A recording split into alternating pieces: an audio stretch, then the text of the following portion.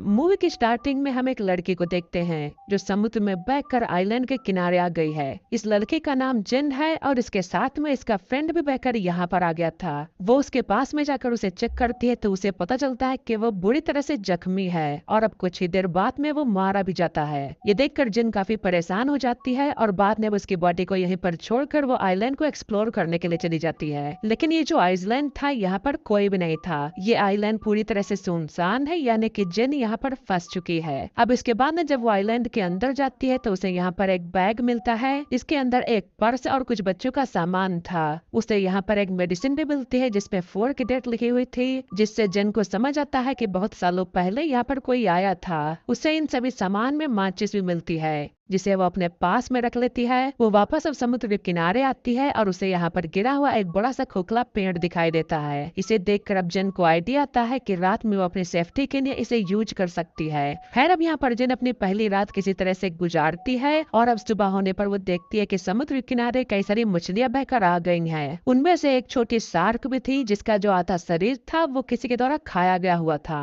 अब जिन यहाँ से अपने खाने के लिए कुछ मछलियां ले लेती है और अब तभी जिन की नजर यहाँ 3 ग्रेव्स पर पड़ती है। ये देखकर जिन अपने दोस्त के लिए भी उन्हीं के पास में एक ग्रेव खोदती है क्योंकि उसके दोस्त की जो बॉडी थी वो सड़ने लगी थी। खैर अब अगले दिन जब जिन आइलैंड के चक्कर लगा रही थी तो वो देखती है कि किसी ने उसके दोस्त के बॉडी को निकाल कर आधा खा लिया है। ये देखकर जिन काफी घबरा जाती है और उसे कुछ भी समझ में नहीं आ रहा है कि आखिरकार ये किसने किया। उसे लगता है कि शायद यहाँ पर कोई जानवर है जो इस आइलैंड पर रहता है, इसीलिए जिन अब एक लकड़ी को अपने हथियार बनाते हुए उसे नुकीला करती है और उसकी मदद से वो अपनी सेफ्टी करेगी। अब इसके बाद में वो आइलैंड पर बैठकर उसी जानवर का इंतजार करने लगती है। खैर अब इसके बाद में रात हो जाती है और जिन को अब नींद आने लगती है, लेकिन वो जानवर जो था वो अभी तक यहाँ पर नहीं आया था। अगले दिन अब जब जिन की आँख खुलती है तो वो समुद्र में एक सूटकेस को देखती है। वो सूटकेस को अब लेने के बारे में सोचती है, इसलिए वो समुद्र में जाकर उस सूटकेस को ले लेती है। अब तभी उसे यहाँ पर नीचे कुछ महसूस होता है। वो नीचे जाकर देखती है तो यहाँ पर उसे एक बड़ा सा होल दिखता है। इसे देखकर वो काफी हैरान है। अब वो यहाँ से बाहर आकर सूटकेस को खोल के देखती है जिसके अंदर इसमें कुछ जूते और कुछ कपड़े मिलते हैं। इन कपड़ों को वह पहन लेती है। अब जब रात होती है तो जिन अपने सामान को चेक कर रही थी तो उसे इसमें कुछ फोटोज मिलती हैं जिन्हें वो देखने लगती है और इन्हें देखकर वो समझ जाती है कि यहाँ पर शायद कोई फैमिली छुट्टी बिताने के लिए आई थी जिसमें एक कपल और उनके 2 बच्चे थे। अब तभी जिन के ऊपर एक प्लेन गुजरता है। ये देखकर जिन अपनी एयर गन चलाती है, लेकिन इसका कोई भी फायदा नहीं होता क्योंकि तब तक वो जो प्लेन था वो जा चुका था। अब जब फ्लेयर की बुलेट नीचे आ रही थी तभी जिन देखती है कि उसके परछाई में कोई क्रिएचर जैसा शख्स उसके सामने खड़ा हुआ है। ये देखकर वो काफी घबरा जाती है और वो आइलैंड के दूसरी तरफ भागने लगती है। वो एक जगह पर अब जाकर छिप जाती है। वो जो क्रिएचर था वो यहाँ पर आकर जिन को अब ढूंढने लगता है। इसे देखकर वो और भी डर जाती है और अब आज की रात इसी तरह से बीत जाती है। अब अगली सुबह जिन फिर से उन्हीं फोटोज को देख रही होती है। वो फोटो में 2 चमकती हुई आंखों को नोटिस करती है जिसमें वो समझ जाती है कि ये वही क्रिएचर है और शायद इसी क्रिएचर ने इस फैमिली को मारा होगा। ये देखकर जिन अब और भी ज्यादा डर जाती है और अब वो किसी भी तरह से इस आइलैंड से निकलना चाहती है।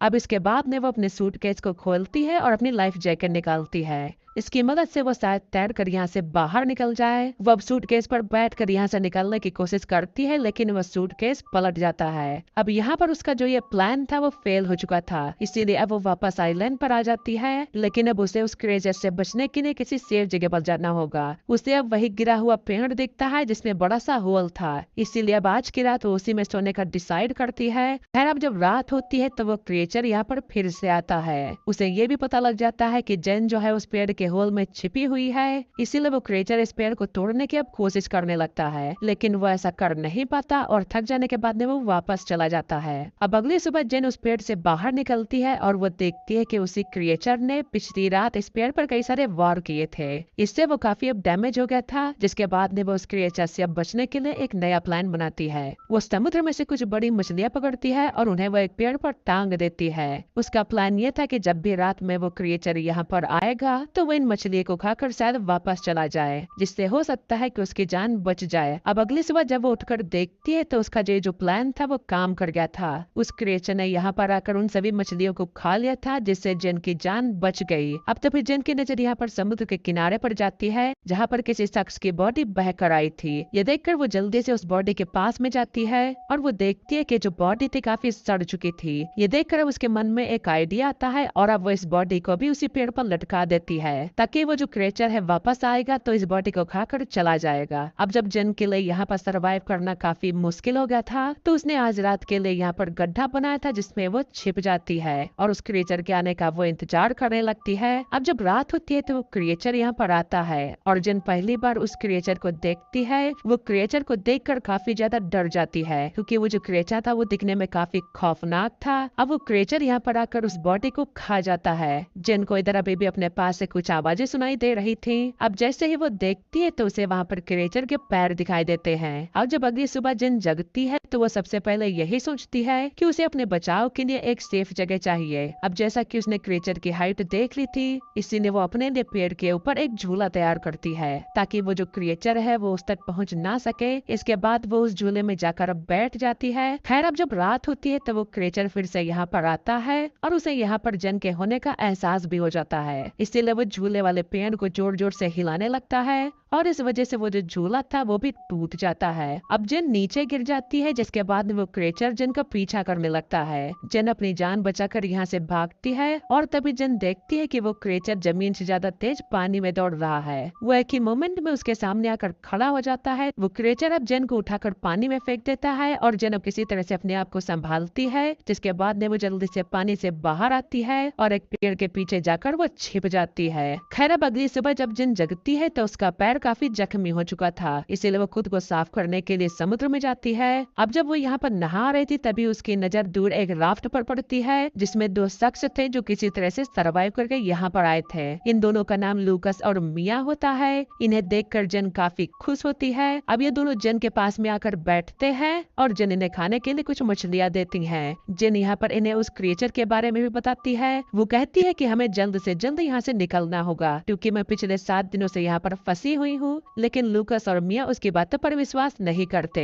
उन्हें लगता है कि ये झूठ बोल रही है और वो कहते हैं कि हम पिछले 5 दिनों से समुद्र में भटक रहे थे और अब जाकर हमें ये आइलैंड मिला है। ये दोनों यहाँ से जाना नहीं चाहते थे जिसके बाद में जेन इन्हें तस्वीरें भी अब दिखाती है जिनमें वो जो क्रिएचर था वो साफ दिखाई दे रहा था। लेकिन फिर भी ये दोनों यहाँ से जाना नहीं चाहते थे। जेन समझ जाती है कि ये दोनों उसकी बात नहीं मानेंगे इसीलिए वो प्लान बनाती है कि इनसे छिपकर ही इनकी राफ्ट लेकर वो यहाँ से निकल जाए। अब वो उनकी राफ्ट को लेकर यहाँ से निकलने की कोशिश करती है लेकिन वो दोनों जेन को पकड़ लेते हैं। मिया जेन पर अटैक कर देती है जिसके बाद में वो बेहोश हो जाती है। अब जब कुछ समय बाद में उसकी आंख खुलती है तो वो खुद को बंधा हुआ पाती है। अब यहाँ पर रात हो चुकी थी इसीलिए जेन उन लोगों से अपने आप को खोलने के लिए कहती है लेकिन लूकोस और मिया उनकी बात नहीं सुनते। इसके बाद में मिया आइलैंड पर घूमने के लिए निकल जाती है और लूकस वही जेन के पास में रुकता है। इधर जब मिया वॉक कर रही थी तो वो क्रिएचर पानी से निकलकर उसके ऊपर अटैक कर देता है। उसकी आवाज को सुनकर लूकस तुरंत वहाँ पर जाता है लेकिन वो क्रिएचर मिया को पानी में खींच ले जाता है और उसे मार देता है। ये देखकर लूकस बहुत ही डर जाता है और वो डर कर एक पेड़ पर चढ़ जाता है। अब सुबह हो जाती है लेकिन लूकस जो था वो पेड़ से नीचे नहीं आ रहा था। उसे जेन की बात अब समझ आ चुकी थी। जेन उसे कहती है कि वो क्रिएचर जो है वो सिर्फ रात में ही आता है और ये बात सुनकर लूकस अब पेड़ से नीचे आता है। अब जेन लूकस से कहती है कि हमें जल्द से जल्द इस आइलैंड से निकलना होगा। लूकस उसकी बात मानने के लिए अब तैयार था। अब ये लोग कुछ मछलियाँ और कुछ नारियल अपने साथ में रख लेते हैं और साथ में कुछ सरवाइव करने के लिए सामान भी रख लेते हैं। यहाँ पर लूकस काफी डरा हुआ था जिससे जेन उसे समझाते हुए कहती है कि वो क्रिएचर सिर्फ रात में अटैक करता है। अभी रात होने में काफी समय है और तब तक हम इस आइलैंड से काफी दूर जा चुके होंगे। इसके बाद में जेन उसी क्राफ्ट में जाकर बैठ जाती है जहाँ पर वो यहाँ काफी सारा खून बिखरा हुआ देखती है। जेन समझ जाती है कि पिछले 5 दिनों में इन दोनों ने सरवाइव करने के लिए जरूर किसी अपने इंसानी साथी को मारकर खाया होगा। खैर अब जैसे ही ये दोनों अपनी क्राफ्ट से यहाँ से निकलने लगते हैं तो लूकस को पानी में वही क्रिएचर दोबारा दिखाई देता है। ये देखकर ये दोनों काफी घबरा जाते हैं और उस क्राफ्ट को वो चारों तरफ से ढक लेते हैं। लेकिन अब तभी वो जो क्रिएचर था वो उनकी क्राफ्ट में घुसकर उन पर अटैक कर देता है। ये देखकर लूकस उसे फ्लेयर गन से उस पर अटैक करता है लेकिन वो जो क्रिएचर था वो जेन को पकड़कर वो अपने साथ में ले जाता है। जेन के पास में एक नाइफ था जिसे निकालकर वो उस पर कई बार अटैक करती है। इधर अब लूकस भी जेन को बचाने के लिए पानी में जाता है और ये देखकर वो क्रिएचर जेन को छोड़ देता है। लूकास को पकड़ लेता है। वो उसे लेकर बड़े से हॉल में चला जाता है, जहाँ ये देखकर जेन किसी तरह से तैर कर फिर से उसी आइलैंड पर पहुंच जाती है। जेन को यहाँ पर उसकी मौत का काफी दुख होता है, इसीलिए वो क्रिएचर का सामना करने का डिसाइड करती है। इसके बाद अब यहाँ पर पड़ी हुई लकड़ियों के सहारे नुकीले हथियार बनाती है, लेकिन ये जो औजार थे वो कम नुकीले लग रहे थे, इसीलिए अब वो उन ग्रेव्स को खोदती है और उसमें से कंकाल को निकालकर उनसे काफी नुकीले हथियार बनाती है। अब वो क्रिएचर को आग से जलाने का प्लान भी बनाती है, इसीलिए वो यहाँ पर पड़ी हुई सूखी झाड़ियों को इकट्ठा करती है और उनसे एक घेरा बनाती है। अब उसने आखिरकार यहाँ पर एक ट्रैप तैयार कर लिया होता है। खैर कुछ देर बाद जब रात होती है तब वो क्रिएचर यहाँ पर आता है। वो क्रिएचर इस समय उसी जगह पर है जहाँ पर जिन ने ट्रैप लगाया था और तभी अब जिन झाड़ियों में आग लगा देती है, जिससे वो क्रिएचर आग में फंस जाता है। अब जिन अपने नुकीले हथियारों से उस क्रिएचर पर अटैक करने लगती है, जिससे वो जो क्रिएचर था वो काफी घायल हो जाता है। लेकिन इसी बीच में वो क्रिएचर जिन को पकड़ लेता है। जिन उस पर अटैक करके भागने की कोशिश करती है, लेकिन उसके भागने के बावजूद भी क्रिएचर उसके सामने आ जाता है। इस समय वो जो क्रिएचर था वो काफी जख्मी हो चुका था, इसीलिए वो अब यहाँ पर गिर जाता है। ये देखकर जिन उस पर कई सारे वार करती है और बाद में उसका वो गला काट देती है। अब हम यहाँ पर देखते हैं कि जिन ने जो आग लगाई थी उसे पूरा आइसलैंड ही जलने लगा था, यानी कि अब इतनी बड़ी आग को देखकर कोई न कोई जिन को बचाने यहाँ पर जरूर आ जाएगा। जिन अब यहाँ पर जल्द ही बच जाएगी और इसी के साथ में इस मूवी का यहाँ पर एंड होता है। तो दोस्तों ये थी 2019 के एक हॉरर साइ-फाई मूवी का एक्सप्लेनेशन। मूवी का नेम है स्वीट हार्ट। उम्मीद करता हूँ आप लोगों ने मूवी के एक्सप्लेनेशन को एंजॉय किया होगा। मूवी का एक्सप्लेनेशन आपको पसंद आए तो वीडियो को लाइक करिएगा, चैनल पर अगर आप लोग नए हो तो सब्सक्राइब करिएगा। आज की वीडियो के लिए बस इतना, मिलेंगे अगली वीडियो में, तब तक के लिए बाय।